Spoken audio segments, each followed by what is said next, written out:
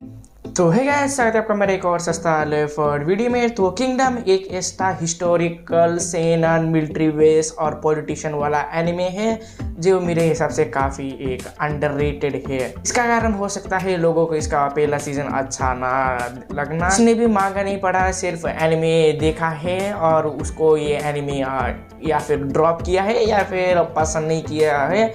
इसका कारण हो सकता है इसका सीजन 1 का एनिमेशन, और इसका सीज़न 1 का एनिमेशन काफ़ी बुरा है, लेकिन सारे सीज़न इतना बुरा भी नहीं है। तो मैं वीडियो में और ज़्यादा आगे बढ़ने से पहले सबसे पहले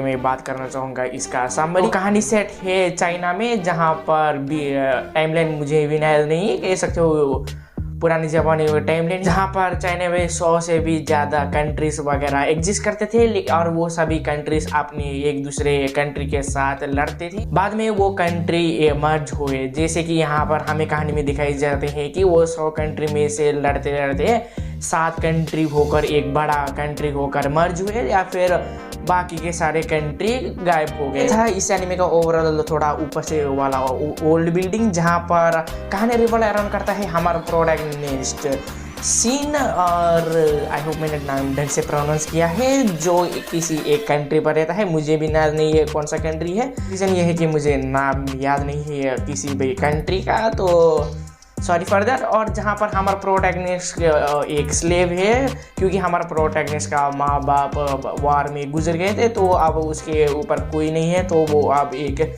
स्लेव की तरह है, और वो एक अपने दोस्त के साथ रहता है, वो भी स्लेव है। और वो दोनों का बचपन से ही एक सपना है कि वो दोनों बड़ा होकर एक बड़ा सा जनरल बनेंगे और दुनिया में अपना नाम कमाएंगे। तो ये सही सपना था। तो एक दिन एक बुढ़े आता है और हमारे प्रोटैगनिस्ट शिन का दोस्त को ले जाते हैं, क्योंकि वो स्लेव है तो घर वाले उसे देते हैं और वो भी जानता है। और कुछ दिन बाद वो हमारा प्रोटैगनिस्ट का फ्रेंड वापस आता है, वो भी मरते मरते बचते हुए हमारे प्रोटैगनिस्ट के हाथ में आकर वो दम तोड़ देता है कुछ मैसेज देकर, और वो मैसेज सुनकर हमारा प्रोटैगनिस्ट उस जगह पर जाता है और वहाँ पर उसे एक शॉक मिलता है कि उसके फ्रेंड के जैसा एक हमशक्ल एक बंदा है, और वो बंदा कोई नॉर्मल बंदा नहीं, वो उस जगह का राजा है। राजा नहीं, होने वाला राजा। फिलहाल तो वो उसका उम्र नहीं है वो राजा बनने के लिए, तो कह सकते हो फ्यूचर किंग है वो। और उससे आगे जाकर डील करता है कि वो उसे प्रोटेक्ट करेगा और आगे जाकर वो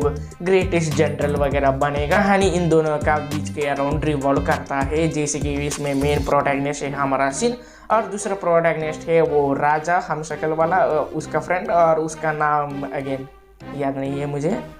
तो मैं इस एनिमे को देखने से पहले मैंने इसका लाइव एक्शन देखा था, और मुझे पता नहीं था कि ये एक जापानीज लाइव एक्शन एनिमे वगैरह है। जब मैंने टीवी में देखा था तो मुझे लगा था ये कि मलेशियन वगैरह पिक्चर होगा, और मैंने इतना ज़्यादा ध्यान भी नहीं दिया था। जब मैंने इसे टीवी पर देखा था, जनरली मुझे ये इसका पिक्चर अच्छा लगा था, तो मुझे पता नहीं था कि ये इसका एक एनिमे भी है और मांगा भी है। जब मैंने एनिमे की दुनिया में और थोड़ा सा वक्त बिताया तो मुझे किंगडम के बारे में पता चला, और मैंने इतना ज़्यादा ध्यान नहीं दिया इसके एनिमे के ऊपर। अच्छा ही हुआ मैंने उस वक्त पर इसे इतना ज़्यादा ध्यान नहीं दिया, क्योंकि अगर मैंने ध्यान दिया होता तो मुझे इसका 4 सीज़न एक ही बार बिंज करने का मौका नहीं मिलता तब। तो इसका 4 सीज़न है और 4 सीज़न को मैंने बिंज किया है, और इसका 5वां सीज़न फिलहाल तो कंटिन्यू। अगेन मेन मुद्दे पर आता हूँ, जहाँ पर मुझे इसका लाइव एक्शन अच्छा लगा था, और इसका सीज़न 1 कंपेयर करें तो काफ़ी इम्प्रेसिव नहीं था, क्योंकि जनरली इसका सीज़न 1 का एनिमेशन डाउनग्रेड बहुत बेकार है। लेकिन मुझे इसका सीज़न 1 का 38 एपिसोड देखा है, और इसे देखने का कारण था इसका स्टोरी। जब मैंने इसका सीज़न 1 का एनिमेशन देखा था तो मैं इग्नोर करने वाला था, लेकिन समहाउ मैंने थोड़ा सा कुछ पेशेंस अपने कह सकते हैं अंदर रखकर कुछ एपिसोड देखा, और मैं थोड़ी सा स्टोरी से कनेक्ट हुआ। और एनिमेशन इतना बेकार था कि सीजे से इग्नोर ना कर सकते थे, लेकिन आगे जाकर स्टोरी पर मैं इतने ज़्यादा फोकस हुआ कि मैं एनिमेशन को भी इग्नोर किया, और मैं स्टोरी पूरा कह सकते हो भेता गया और मैंने पूरा 38 एपिसोड कब ख़त्म हुआ वो भी पता नहीं चला। सीजन 2 का इसका एनिमेशन थोड़ा सा इम्प्रूव हुआ, जहाँ पर CGI का यूज़ थोड़ा कम किया है और 2D आर्ट स्टाइल पर ज़्यादा फोकस किया है and it is pretty good art style. और इसका सीजन 3 काफ़ी लेट रिलीज़ हुआ है, जहाँ पर सीजन 1 को 2022 और सीजन 2 को 2023 पर रिलीज़ हुआ है और सीजन 3 डायरेक्टली हमें 2020 में देखने को मिलता है। और मैंने एनिमे भी 2020 में शुरू किया था देखने और 2022 में रिलीज हुआ है और प्रेजेंट सीजन 5 2024 पे रिलीज हो रहा है।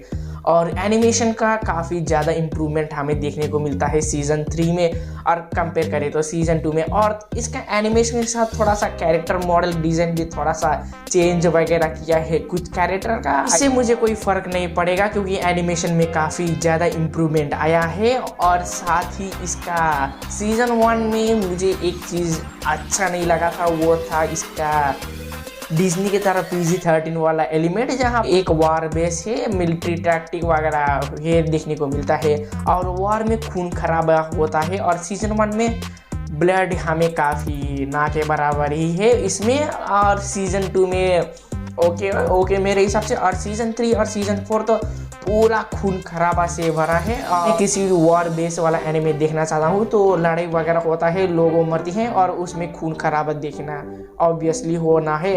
और इसके सीजन 1 में ऐसा डिलीवर नहीं किया था।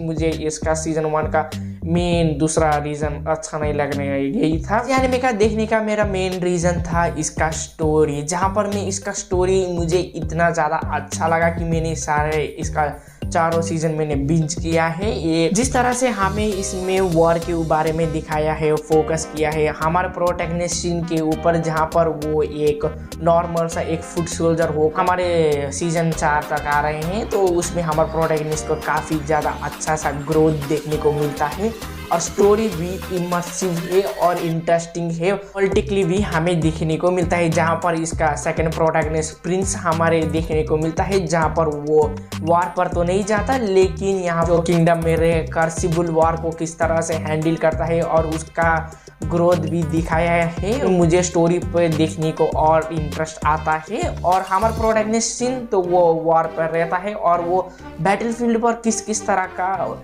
मुश्किल को किस ओवरकम करता है और किस तरह का कैरेक्टर डेवलपमेंट और ग्रोथ होता है। और साथ में साइड कैरेक्टर को भी हमें स्टोरी पर थोड़ा सा इसमें कैरेक्टर्स है जिसे आप प्यार भी करते हैं और नफरत भी करते हैं। जैसे कि सीजन 1 में इसमें एक लड़का है जिससे मैं काफ़ी ज़्यादा नफरत किया, वो था सेकंड प्रोटैगनिस्ट का कह सकते हो। वो किंग भी नहीं बना है लेकिन उसका भाई वो तख्ता बदलने की कोशिश करता है और वो टेक ओवर भी करता है। जब उसे हमें पहले दिखा था तो मुझे उससे काफ़ी ज़्यादा नफरत हुआ और उसका कैरेक्टर थोड़ा सा बदल देता है। वो भी कम स्क्रीन टाइम में उस कैरेक्टर को लाइकेबल बनाता है और स्पॉयलर्स आगे जाकर वो मरता है तो फिर दुख हुआ जब वो मरा। इसका एनिमे का अगेन दूसरा इम्पोर्टेंट चीज़ है इसका लड़ाई। यहाँ पर अगर आप फैंटेसी वगैरह एनिमे देखोगे तो लड़ाई होते हैं तो सुपर ओपी पावर वाला प्रोटैगनिस्ट होता है, सीधा जाकर लड़ाई को एक दिन में ख़त्म कर देता है जैसे कि ओवरलॉर्ड वगैरह दूसरे एनिमे में।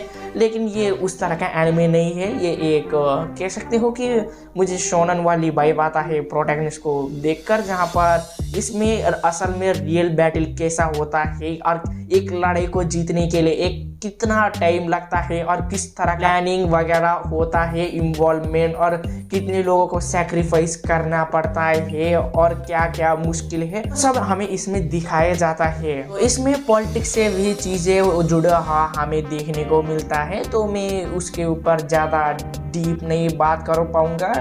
मुझे पॉलिटिक्स पे जितना ज़्यादा मैंने फोकस नहीं किया था, लेकिन इसका पॉलिटिक्स वाला चीज़ें वगैरह देखा था तो मेरे सर से ऊपर जा रहा था, लेकिन देखने में बड़ा मज़ा आ रहा था। अगर आप इसका सीज़न 1 देखना नहीं चाहते और सीज़न 2 डायरेक्ट देखना चाहते हैं तो आप इसका मांगा जाकर पढ़ सकते हैं। और इंटरनेट पर मैंने इसका मांगा का पैनल वगैरह देखा था तो काफ़ी इसका आर्ट स्टाइल बहुत बढ़िया था। अगर आप पढ़ना चाहते तो आपके ऊपर है। मैं आपको इसका एनिमे देखने को रिकमेंड करूँगा।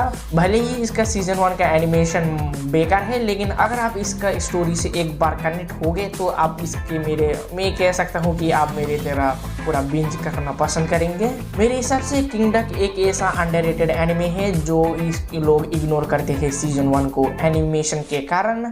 मैं लोगों को रिकमेंड करना चाहूँगा, आप जाकर इसका एक बार ट्राई कीजिए। अगर आपको पसंद आएगा तो देखिए, पसंद नहीं आया तो आप आपकी मर्जी ड्रॉप कीजिए।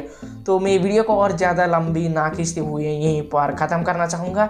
उम्मीद करता हूँ कि आपको ये मेरा सस्ता लो एफर्ट वीडियो अच्छा लगेगा, और कुछ ज़्यादा ही अच्छा लगा तो चैनल को सब्सक्राइब कीजिए, अपने दोस्तों के साथ शेयर कीजिए। And thanks for watching.